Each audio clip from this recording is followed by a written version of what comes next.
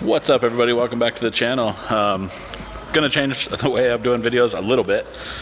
This is gonna be like an instructional video, kind of like a how-to. This one in particular is how to do valve covers kind of the right way, removing the baffles, all the stuff like that. Not all the videos are gonna be like that.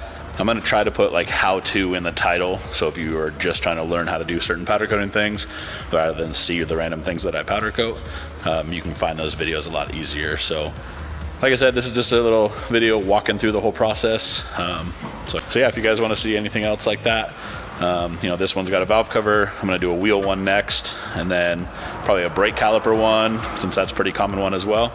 If you guys have any other ideas of stuff you want done, just let me know, and I will make a video for those as well.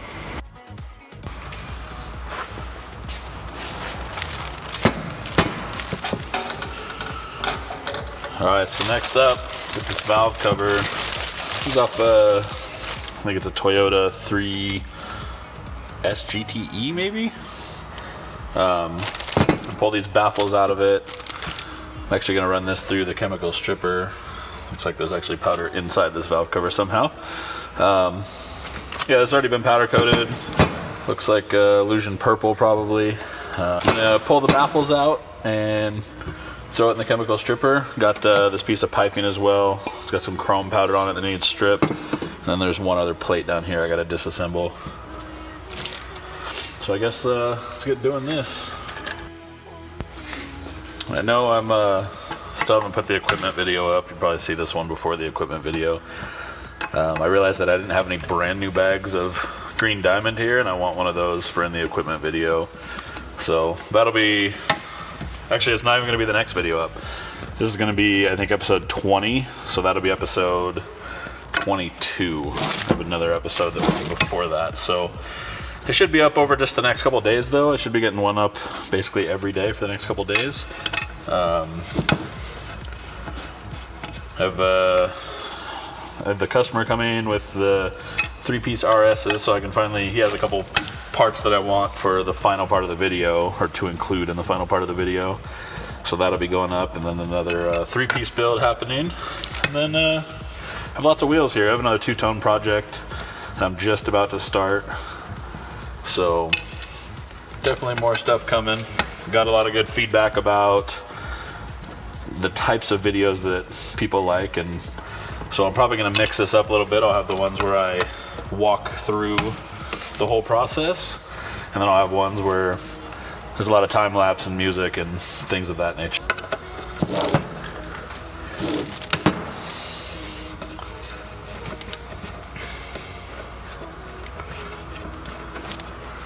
And actually, I'm gonna leave this baffle in for right now. This one has some silicone gluing it in really hard. And what I don't want to do, sorry, my neighbors are getting a little wild apparently. What I don't want to do, that's a good thing we pulled that out, I guess. You can see how nasty all this is. Geez. Yeah, there's some silicone holding this piece in, and what I don't want to do is drop this baffle. Like, I don't want the chemical stripper to break it down and then release it, because obviously that's going to be an issue. So we'll gather up all these screws together, give them back to the customer. I'm going to give the valve cover back without the baffle in. That way they can see how clean it is inside, and if they want to do any other cleaning or any other stuff with it, they can do that.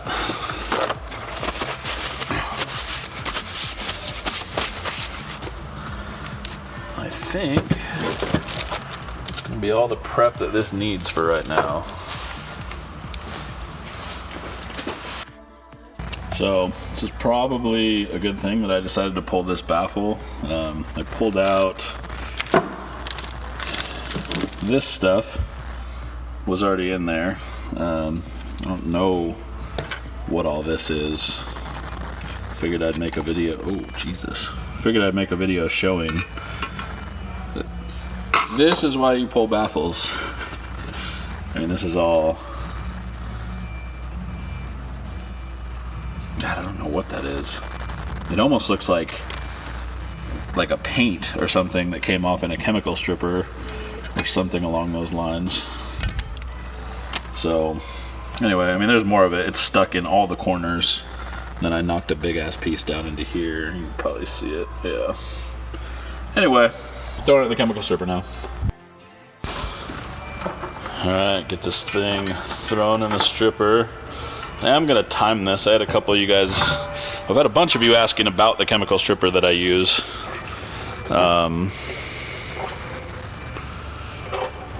I'll post a link. Actually, I'll probably post his phone number. Should really be wearing a mask to be doing this.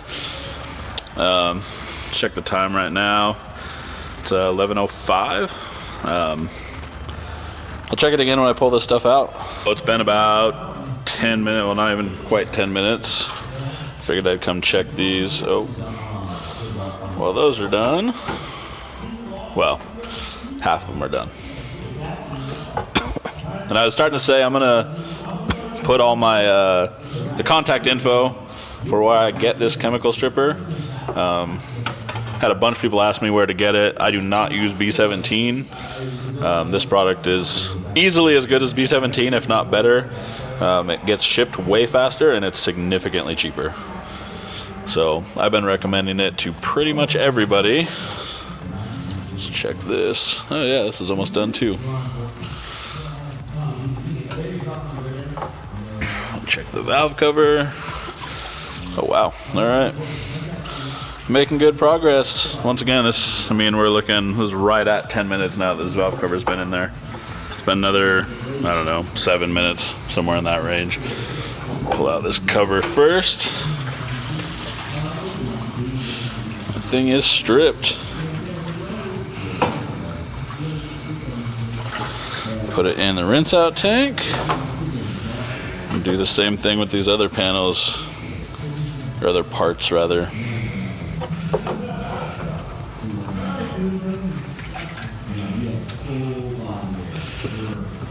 You can see all the bubbling is happening because the TSP, and there's actually baking soda in this as well, is neutralizing all that acid. Grab this piece out.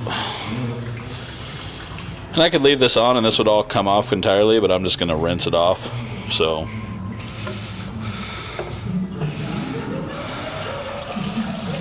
and this is the baffle I did just to clean it off. Basically, the active ingredient in this is methylene chloride, which is the active ingredient in like gasket remover or carb cleaner. Well, it used to be.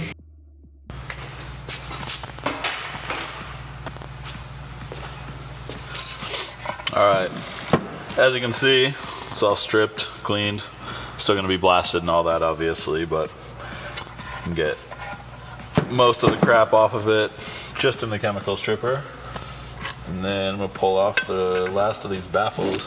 Oh, yeah, you can see it also got all the crap out that was in here, which is one of the best parts about chemical stripper. It's that methylene chloride that releases all the oil and grease and crap. Makes it way nice.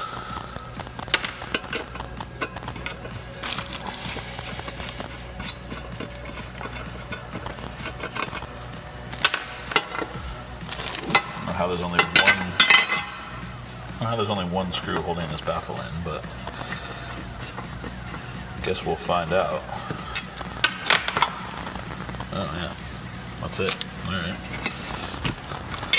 You can see these popped right out once the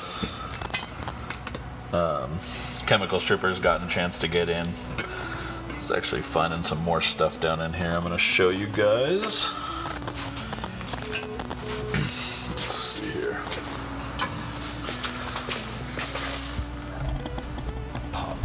Here. So if you look, you know, stuff like this is why you always have to remove baffles. I even recommend if the baffles are riveted in place, people pull them off and put screws in and Loctite the screws in place, because you definitely don't want stuff like this in your engine bay. Now most of this that you see now is from my chemical stripper being dipped. I know full well that this was going to be coming off, so I wasn't worried about it. But all the stuff that was up in here was from the previous job. So just something to keep in mind. Things are just about ready to blast. I normally put a plug in on the oil cap thread just to try to protect those threads a little bit. Never really had an issue with anything threading into them, but in the blasting process, you don't want to get the machined areas gritty if they're like a sealing area, which this could be. So we'll go through and get this blasted. I'm not going to plug any of these threaded holes. Just make sure, well, and I'll show you after this, but after you blast, make sure you blow these out really well, because you don't want sand or anything stuck in these, because it makes putting the bolts back in a nightmare after coating.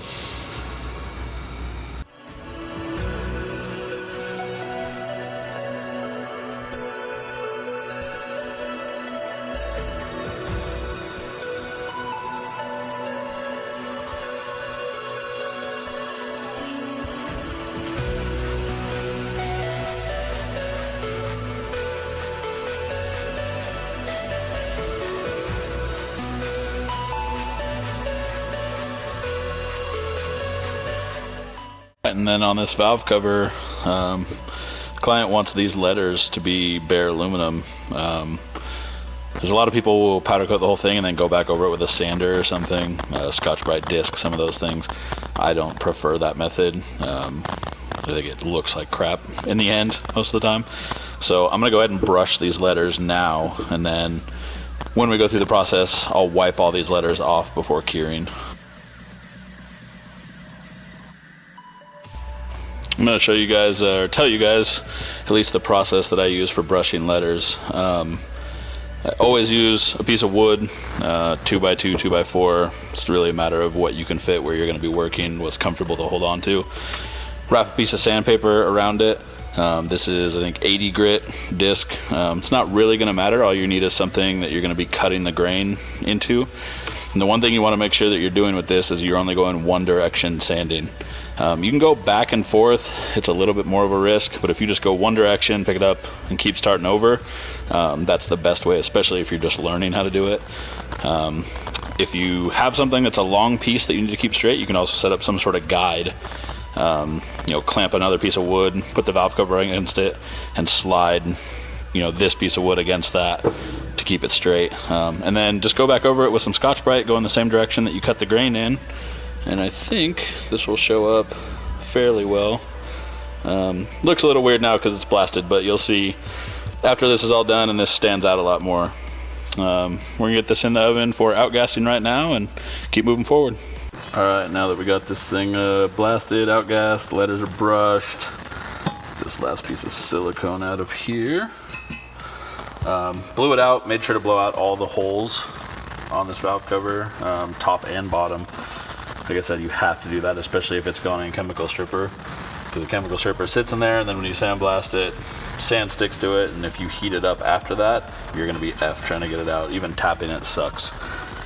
So we'll grab some foil and some binder clips, which if you are new to my videos, even a little bit, you probably haven't seen this. I don't know that I'm the one that invented this. Maybe somebody had done it before me. I don't remember seeing it anywhere. And I don't take any particular credit for it either necessarily, but I've gotten a bunch of people who tag me when they mask stuff like this and always mention me from seeing it in other videos that I've done, which is nice. I can appreciate that. Just for masking the underside of a valve cover, a lot of people will sit and tape it, and to me that's a waste of tape, which is fairly expensive. I mean, if you're doing this as an actual business, it's kind of whatever. But if you're doing this more as like a hobby, then buying small quantity rolls of different tapes and different sizes, it adds up real fast. So if you can get away with not using it and doing stuff like this, you'll definitely end up saving yourself some money.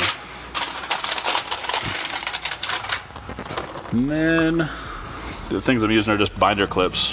You buy them at Walmart. You buy like this big tub of them, is probably like $7 or $8, something like that.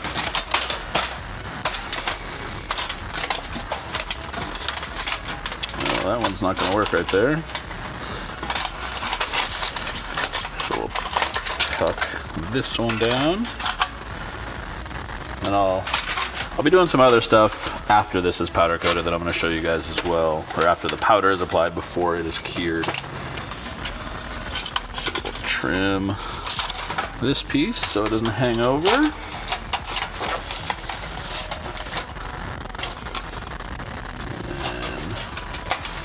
trim this one right here so we can tuck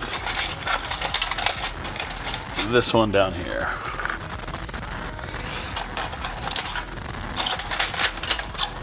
Weird talking through these videos and not having music. I listen to either audiobooks or music all day, every day. And I realized that when I decided to talk through some of these videos, it's actually a pain in the ass because I work way better to music. But I don't want to be playing it in the background and have you guys not be able to hear. That'd be a bummer. So trim away all the excess, or a majority of the excess. You don't do it all. Basically, you just don't want to risk having it go over the edge of your powder and leaving a bare spot, which will happen. Man, these ones are not going to be fun up on this side.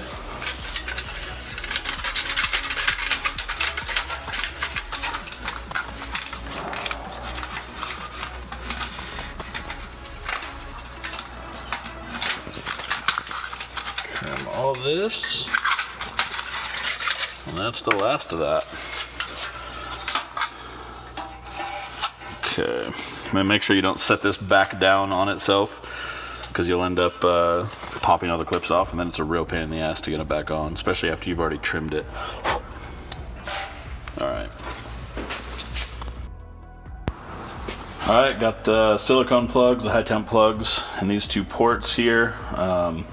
Taped off this little vacuum port. And then for the threaded areas on this valve cover, I'm actually just gonna run a bolt into it. I actually prefer bolts. You can buy, these are 6mm bolts, and you can buy 8mm bolts. I buy like 50 to 100 at a time in a box, is under 10 bucks. So it just makes sense. It's way cheaper than plugs. You can use them way more times. They actually plug the thread rather than just like shoving a plug into it. So works out beautifully. Plus you can check to make sure there's nothing in your threads when you thread a bolt down into it. So we'll throw some wrinkle black at this thing.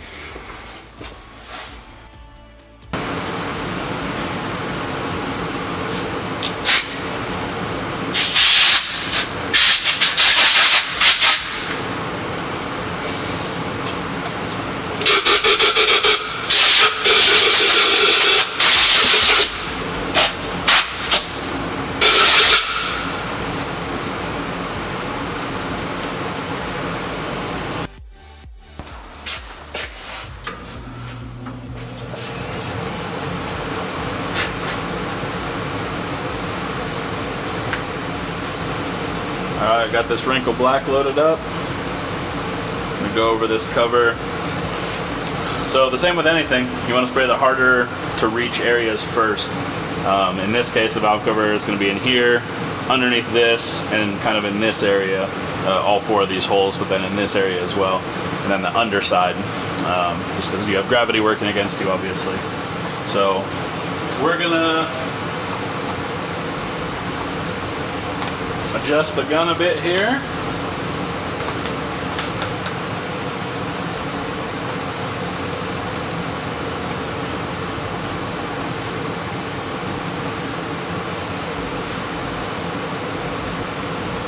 It is not liking that ground for some reason.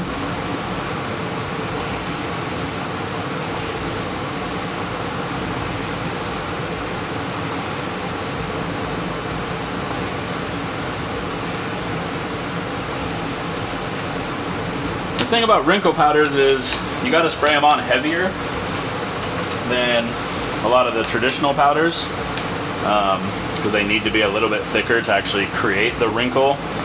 It basically like sucks itself up, like shrinks up together, and that's what creates the wrinkles. So if you end up not putting on enough, it'll look kind of glossy, and then there'll be like weird thin areas as well.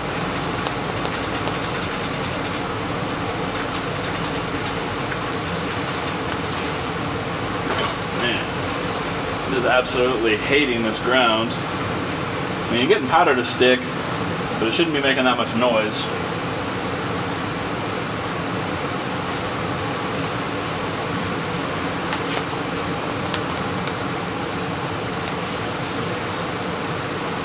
Kind of wondering, see if we can move this around.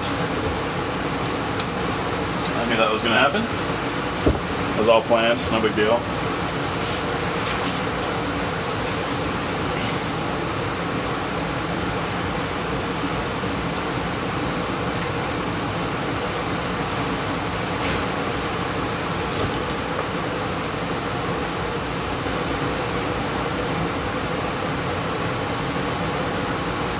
I really want to put this ground somewhere else, just to see if it helps. Oh yeah, that is way better.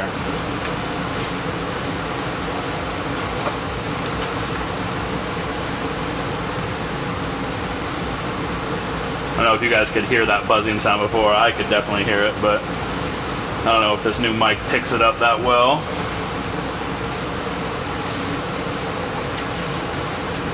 Okay. Now, not oven time yet. So what I was saying before about this masking process is what happens is it leaves some of these areas bare. You could go in and wipe it away, or you could go in and tape those spots ahead of time. I'm a little more proactive than that. I take an air gun that has a lot of control and I just blow it out. It's really that simple. This isn't a huge deal. I know that a lot of people are kind of paranoid about masking surfaces. This one is a bigger deal because I'm using a wrinkle powder. So it's actually going to create a big area there.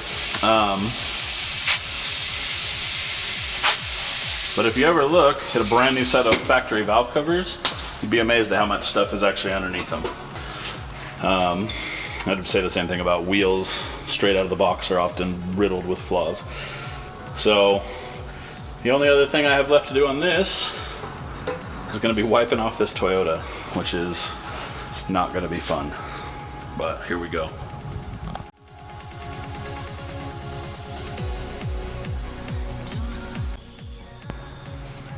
Alright, got the letters all wiped off. Did a time lapse of that because it does take a while. It only took me, I guess, like 2 minutes maybe a little bit less. So we'll throw this in the oven. Oh, I actually pull these bolts out most of the time ahead of time. I for sure do it on 2-stage powders. Single stage, I don't worry about it as much. On 2-stage, it tends to want to bind to the 2nd stage, which causes its own issues, obviously, when you go to unscrew it.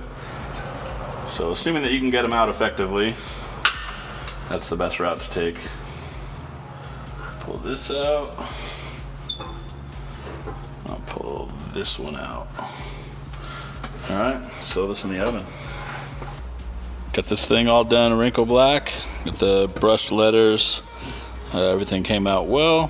Even coverage everywhere. And then nothing on the underside. So we'll go grab the baffles and put all the screws and stuff together so the customer can put them back together the way he wants. By now you should have at least known it's funny. I'm mad famous for being unknown. Hey, thanks for watching that video. There's a couple more right here in case you're bored and want to binge watch me powder coating. Hit the subscribe button, I guess, while you're here. A little notification bell. It'll tell you every time we post a video so you can binge watch one at a time. That's not a thing.